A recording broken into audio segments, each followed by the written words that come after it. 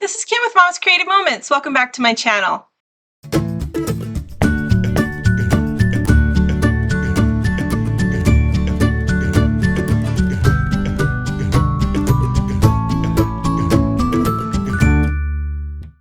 Today is our second layout in the Rock of Cashel series, sort of, in the set of layouts that we're going to do for this particular site in Ireland. And I hope you enjoy the history here. I am not one of those people that was a student of history necessarily, but we learned so much on this trip that is just fascinating to me. And so I'm hoping to share some of that with you as we go throughout these layouts.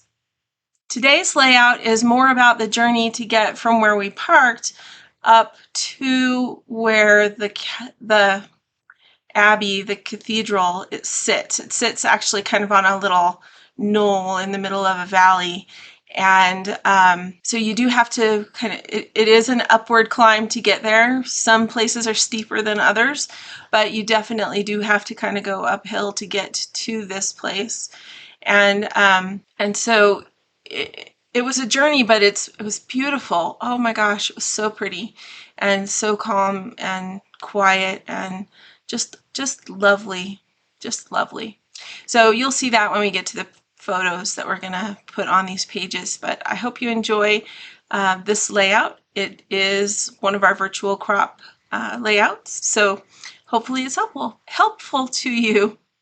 Let's check out my workspace and we'll get started. All right, here we are with my desktop, and we are going to be doing Creative Memories Virtual Crop Sketch for July #1, and then that will round out, I believe we will have done all of the July sketches with this one. I believe. I'll have to go back and double check, but I believe we're done.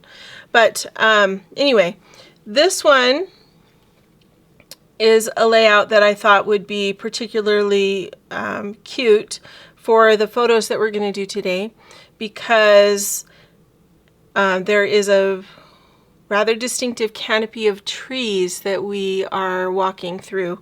So I just thought it would be fun to kind of play with the way that this is constructed to kind of reflect the trees. So the papers that we're using today are taken from Rustic Manor. Rustic Manor is a Creative Memories pack that came out in 2019. And it had just a lot of woody types of patterns. So this paper right here on top was a good example of what was included in that pack. This is also the pack you might recall that had the beautiful barn door page, which was lovely. And I would love it if they would do another one of those in a pack of papers. We'll see if that ever happens again, but that was beautiful, and people did all kinds of fun things with that. But anyway, I loved this one because it's got roots and branches, and it just looked like foresty. And we were kind of walking through, not really a forest, but there was just a lot of beautiful trees around us. And then it also had this paper with the stone on it, and I thought, well, that would be appropriate too, because we've got some stone walls in this that reminded me of this paper. This paper right here with the green with the flecks in it, this is taken from Lime Tart, so it's again from from the Lime Tart pack. But the color, the shades of green that were in this particular paper, I felt worked well with this, so we're going to use that as well. So let's see. We are going to, I've got my papers, I've got my photos already kind of arranged and good to go on these pages that are right here. So I'm going to just move those out of the way for a second. We're going to cut some paper to create this background. And I've got my permanent and repositionable adhesive, as always. I've used, so what I do when the virtual crop sketches come out is I download and print them out, and then I make notes. You can see my little scratchy, writing around here and arrows to different places. I make notes of what I want to do, how I want to do it, and all the different pieces and what papers I want to use or punches that I want to use. And then that helps me when I go to create, because I can gather all the right papers together. I'm going to use the decorative trimmer first off, and we're going to cut, using the decorative trimmer, we're going to cut the Lime Tart paper, this one right here. And we're going to create sort of that canopy of tree that's on the top going across. So right now I'm going to use this shorter wave right here. I'm going to center my paper just above the cutting zone on the decorative trimmer. All right, so I'm not using the shoulder on either end.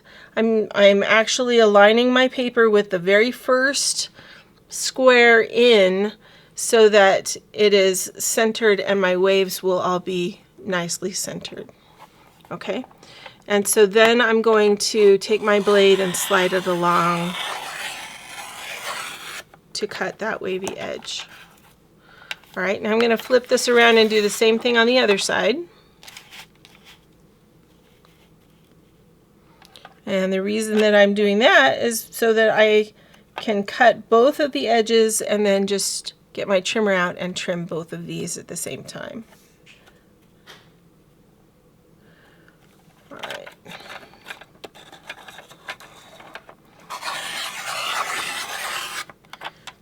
Okay, so we've got our wavy edges.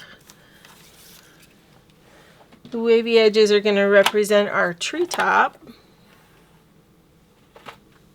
I'm going to grab my trimmer and bring that over.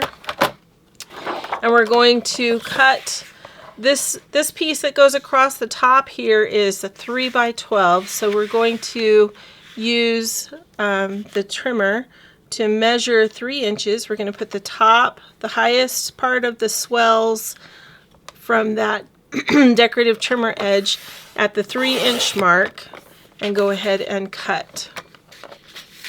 So turning this around, I'm going to do the same thing on this side.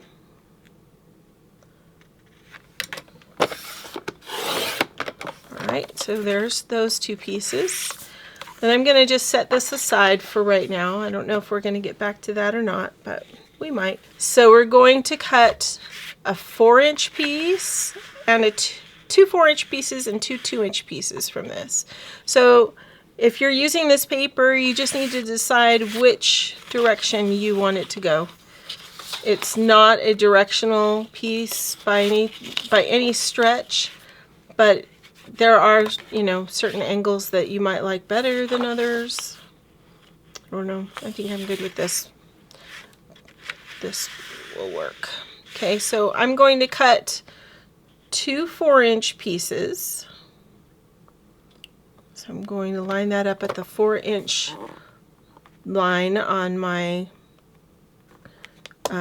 grid. So there's a 4-inch piece. There's another 4-inch piece.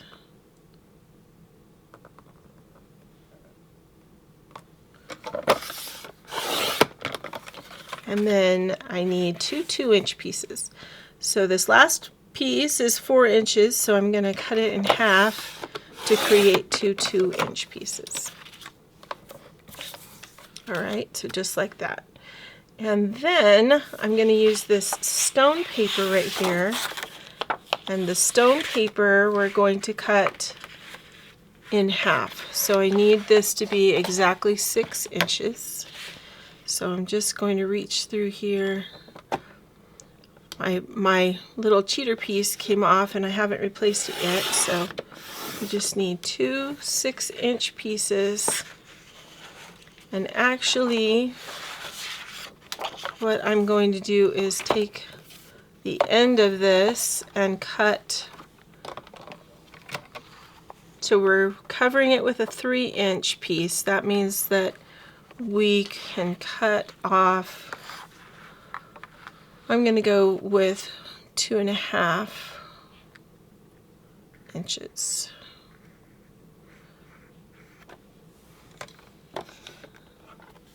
Yeah, let's do 2.5 inches. Okay, so this piece right here we can set aside and use it in another layout. Those two will set right there. These we're going to cut. I need a 2.5 inch. I need two 2.5 inch. I'm sorry, two 2-inch pieces of the shamrock paper.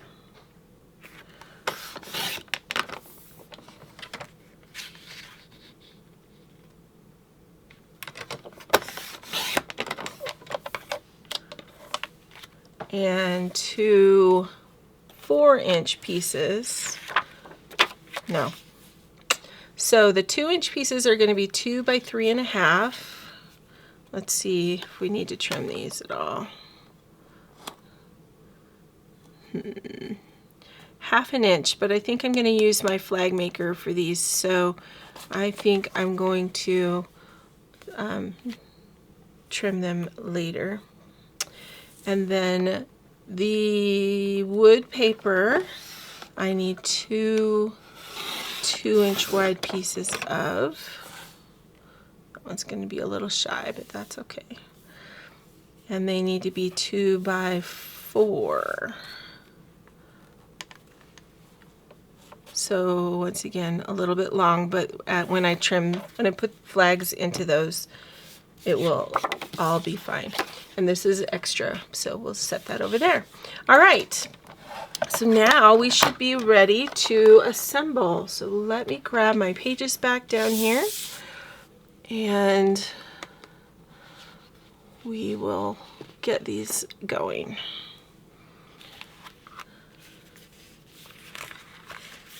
So I'm going to stack my photos very carefully so that I can put them back on here just like they need to go. And for right now, I need one 4-inch piece and one 2-inch piece of the woodland paper.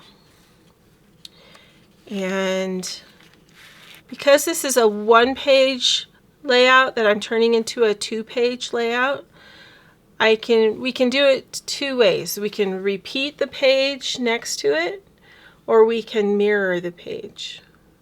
So there is a difference between that, and I'm going to repeat the page rather than mirroring it. Usually I mirror it because I like that effect better, but because of the way my photos are going to lay out on this, we're not going to see as much of the paper that's going on this inside edge of the right hand part of the layout.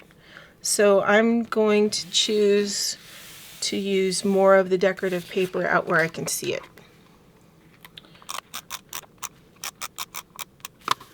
Okay, so this piece is going to go out here on the edge.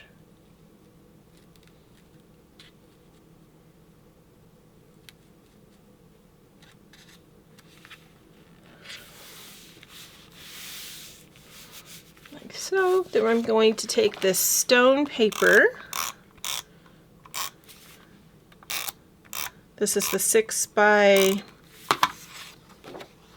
we took 2.5 inches off of this, so 6 by 9.5. That fits right in between.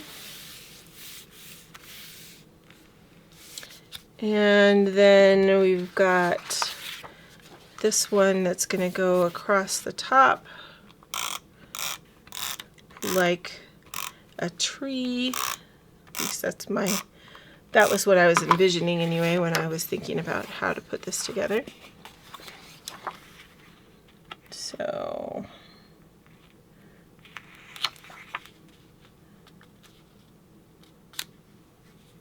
like so.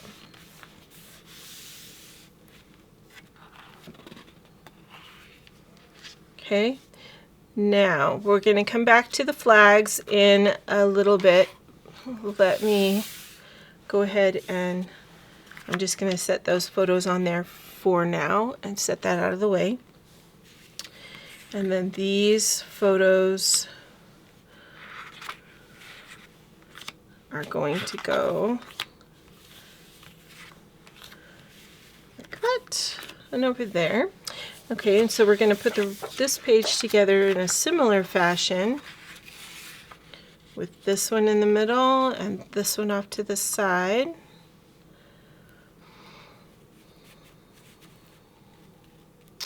Is that what I want to do? Yeah, I think that will be good. I think that will be good. All right. Very tempted to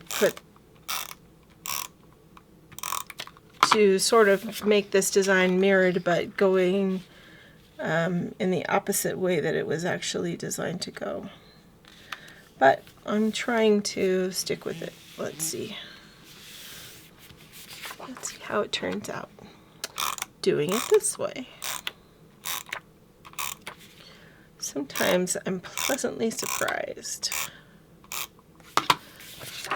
Okay. I love all the knots in the wood in this printed paper. It's one of my favorites from a while ago. All right. Hope that you all got a chance to watch the Olympics when it was on. As I'm recording this, it is playing off to the side and I keep seeing little glimpses of divers and different things.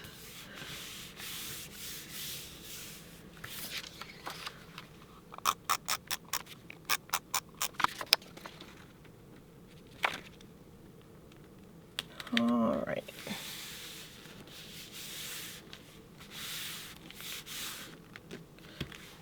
Okay, so we still need to cut these. Let me grab my flag punch. Okay, we'll get these punched real quick.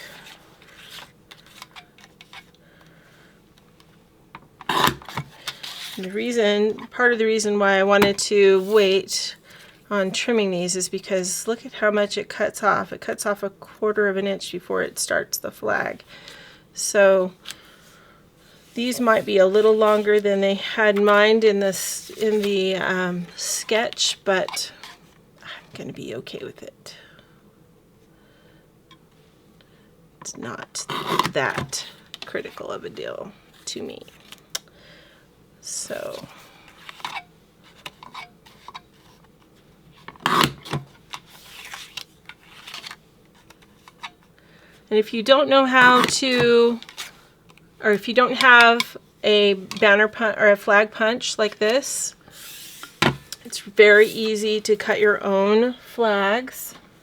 What you would do is take a piece of paper, take your strip of paper you want to be a flag, bend it, don't crease it, try not to crease it, but bend it and put the 2 corners on the end together.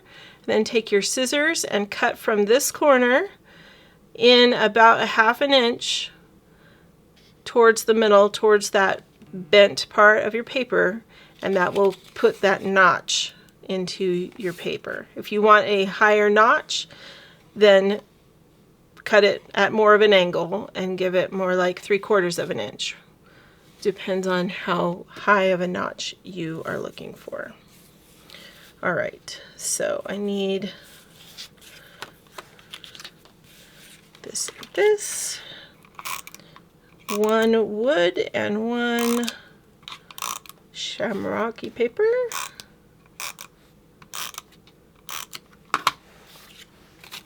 Actually, had I thought, I probably should have used that with the word Irish on there so prominently. That would have been cute.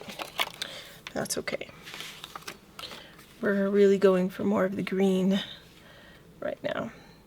All right, so I'm going to place this so that the notch in this flag is over just about 1/4 of an inch from that strip. And then this flag is going to overlap it by about 3/8 of an inch, give or take. Okay, so just like that. And we're going to do the same thing with this one, only in the reverse order. And so let's see, it's roughly 1.25 inches from the edge, roughly. Just eyeball it the best you can. And then again, about 3/8 of an inch overlap there on the flags. All right.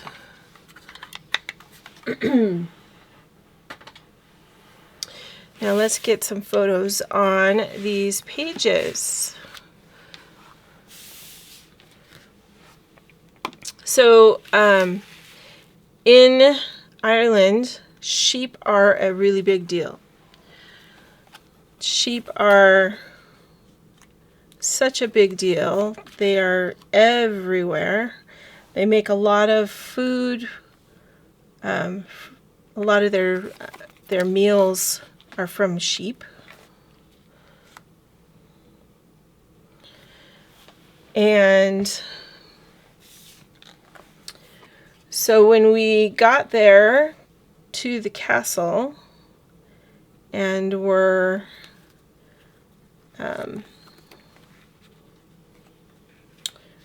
finding our way,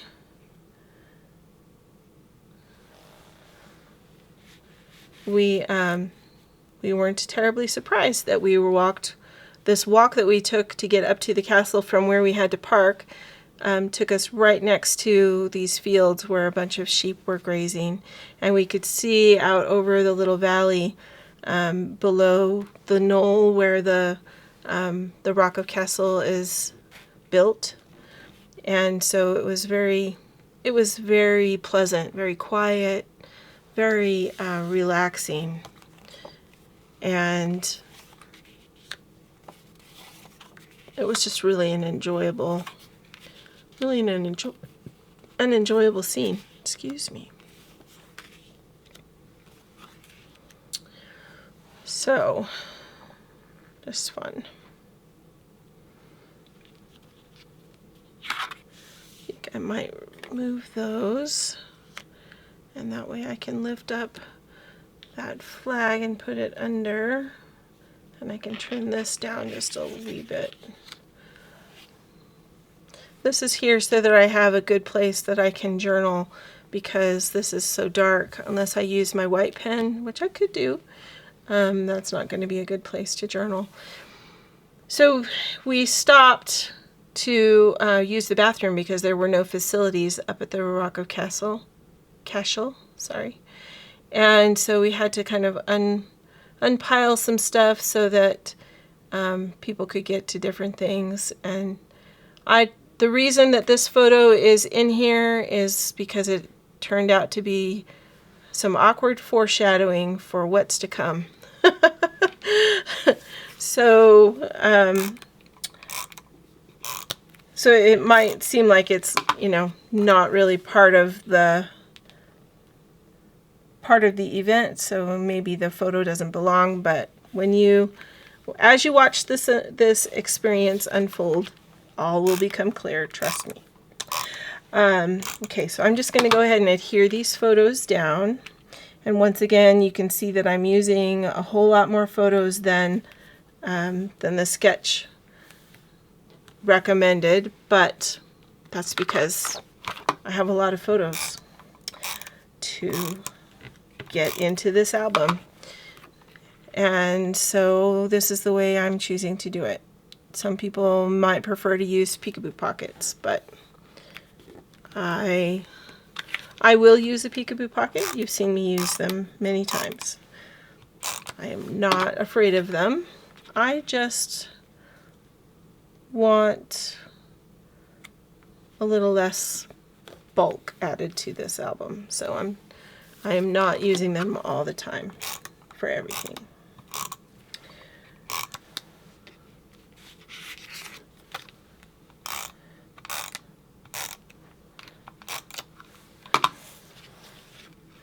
We parked in a little parking lot at the base of the hill that we knew we were going to need to go up. And there were all these fun signs, so we took pictures of them. And this Bishop's Walk is what we walked up from the parking lot. I just thought this was fun. They actually had a sign there that told everybody to back into their parking spot, because the parking lot was tiny and it was easier for people to leave if they backed in first. So, kind of cool.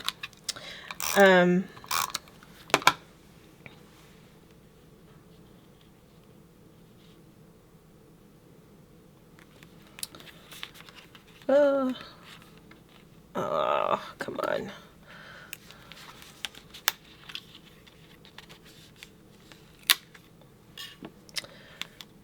My picture slipped when I tried to stick it down, and it didn't stick down, and then it moved. Okay. And so, let's get this side. So we walked up the Bishop's Walk, up these stairs, and followed the little path under all these beautiful trees. Oh my goodness. They were just gorgeous. And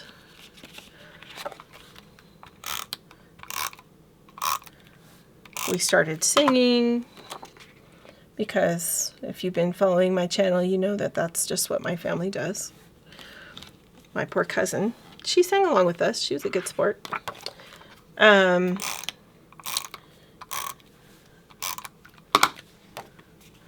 don't know if I told you this or not a while back, but when we first met our tour guide, bless his heart, we said, we asked him to teach us some Irish pub songs. And so he taught us a song about Molly Malone, and anyway, we just had some fun with him.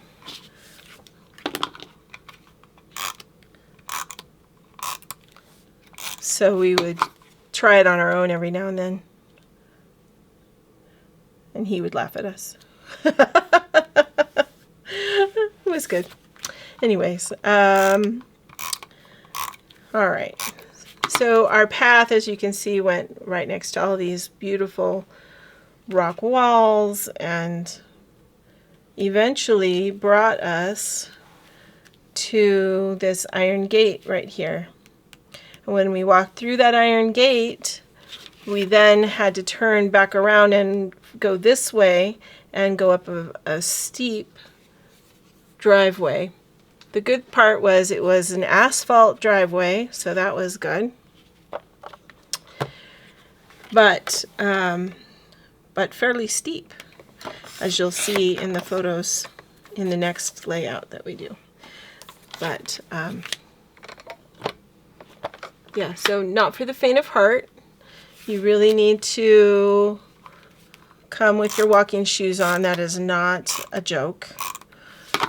And it's not trying to, you know, discourage people, but there is a lot of walking involved when you go to new places, and this was no exception.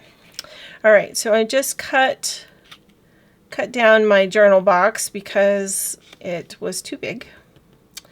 And I'm just lifting up that flag so we can see that just a little bit better. This one blends into the tree a lot, but that's okay. All right, so now we just need some embellishments, and let's see what we've got in here today.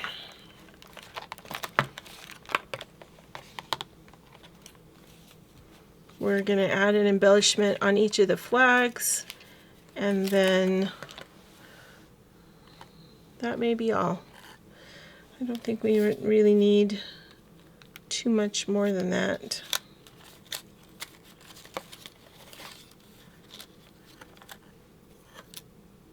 Oh, that's kind of cool, an extra little flag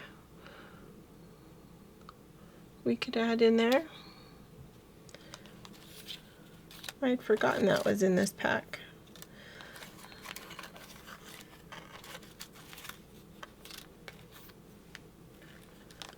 Could do a blue one on that side and a white one on this side,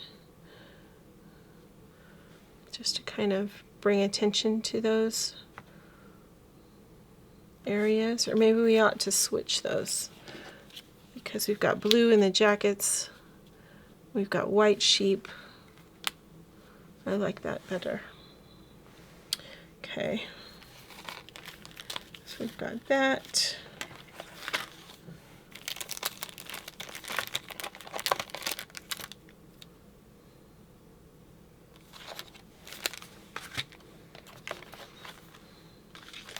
Should we add a "Let the Shenanigans Begin" to this page? I think we need to, because this was the beginning of a day of shenanigans. So we'll put that right there. And I'm going to leave this open right here because I want to be able to put a title of some kind there, I think. We'll see. We'll see what happens. But I think that's where I'm headed.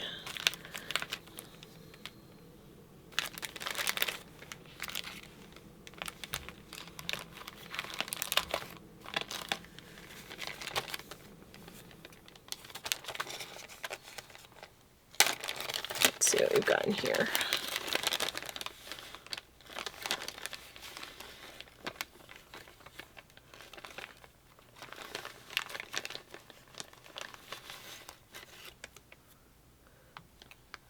We'll do "Laughter is best shared with friends."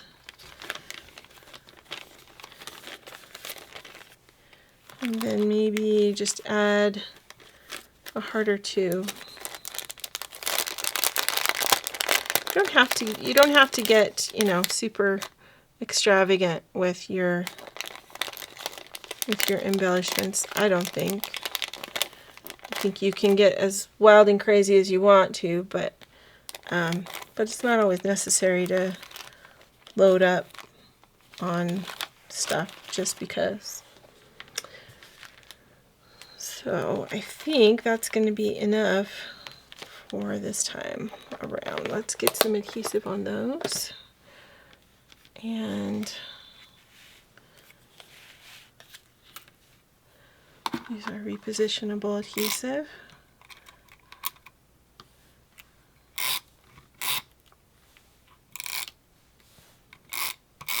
We actually probably could pop that up with a little bit of reposition or foam squares, and that probably would be a nice addition.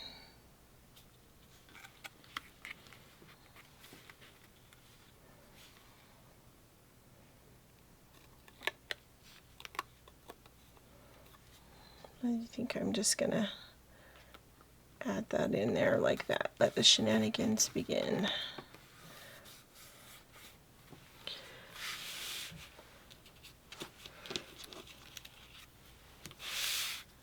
All right.